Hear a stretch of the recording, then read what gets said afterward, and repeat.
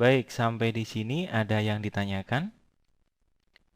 Ya, saya akan berinteraksi kepada Anda dengan memberikan suatu sugesti kepada Anda. Dalam hitungan ketiga, silakan tempelkan tangan Anda pada layar monitor. Kemudian ucapkan pertanyaan Anda. Maka saya akan bisa menerima pertanyaan dari Anda. 1, 2, 3. Iya, selamat. Anda saya bohongi. Iya, saya memang bukan Romi Rafael ya. Kalau ada yang masih ganjel ingin ditanyakan, silahkan layangkan pada alamat yang tertera pada CD ini. Atau kalau kamu tinggal di Jogja, silahkan hubungi ya outlet tempat CD ini dijual. Nanti bisa dihubungkan dengan saya. Baik, kita lanjutkan ya. Itu tadi cuman intermezzo saja biar Anda tidak ngantuk dalam mengikuti sesi demi sesi di CD ini. Ya, kita sudah banyak bekerja menggunakan composition ya. Kita sudah melakukan pensettingan dan macam-macam. Namun apa toh sebenarnya composition itu? Ya. Baik, composition digunakan untuk framework ya atau area kerja. Kita meletakkan footage-footage yang nantinya akan kita olah untuk membuat suatu produk ya, produk iklan itu pada panel composition. Kita melakukan pengeditan, kemudian penambahan animasi atau berbagai macam pada panel ini. Kemudian yang dirender ya, yang dirender dan kita dapatkan hasil akhirnya adalah yang kita tempatkan pada composition. Footage yang berada pada panel project ini tidak akan diikutkan dalam proses render ya. Hasil akhirnya adalah yang dibaca yang ada pada panel composition. Ya, kita bisa menampilkan panel composition ketika kita membuat composition itu. Nah, di panel ini ya, pada versi After Effects yang agak kuno ya, terdiri dari atau diletakkan pada panel yang bernama timeline. Ya, jadi ada title bar tersendiri untuk menampilkan panel timeline dan panel composition terletak di dalamnya. Ya, nampaknya di versi terbaru ini ya, sebenarnya masih ada panel timeline itu, namun diperringkas ya.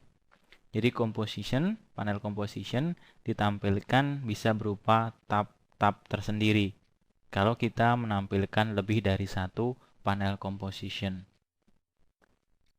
Nah, kemudian di sini ada atribut-atribut, ada tool-tool yang nantinya bisa kita gunakan dalam rangka pengolahan suatu footage.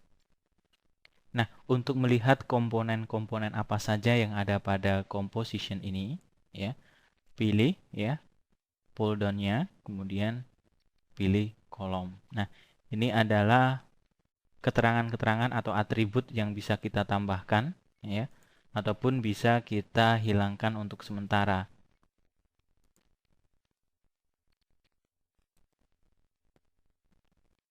Kemudian di sini juga ada toggle switch or mode, ya.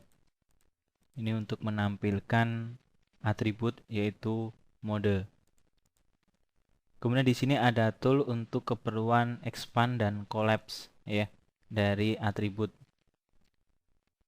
Kemudian untuk membuat tampilannya menjadi besar ya ataupun kecil, kita bisa menggunakan zoom tool ini. Anda lihat ketika saya gerakkan, maka time navigator juga akan bergerak. Ini fungsinya sama dengan time navigator.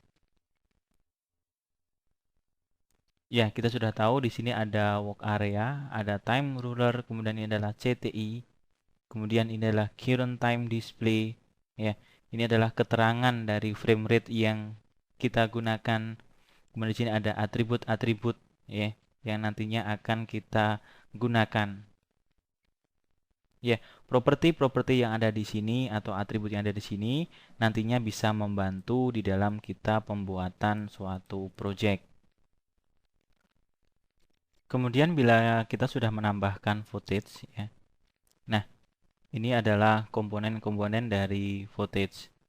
Kalau kita tampilkan expand dan collapse-nya, ya, kita lihat di sini ada keterangan-keterangan tambahan yang berkaitan dengan komponen yang ada pada transform, ya, di footage tersebut atau di layer tersebut. Ingat bahwa kalau bahan yang masih berada pada project dinamakan footage, kemudian kalau sudah masuk di sini, dia disebut layer-layer, ya. Memang composition terdiri dari layer, tumpukan layer atau multiple layer. Atau juga composition terdiri dari composition yang lain. Dan satu lagi, composition ini bisa dilakukan proses duplikasi. Ya, tentunya dengan berbagai macam bahan-bahan yang ada di dalamnya. Sehingga kita bisa mendapatkan lebih dari satu composition dengan komponen yang sama. Pilih composition pada panel project, kemudian edit, duplicate, atau tekan Ctrl D. Iya. Kita lihat, dua composition ini memiliki layer yang sama.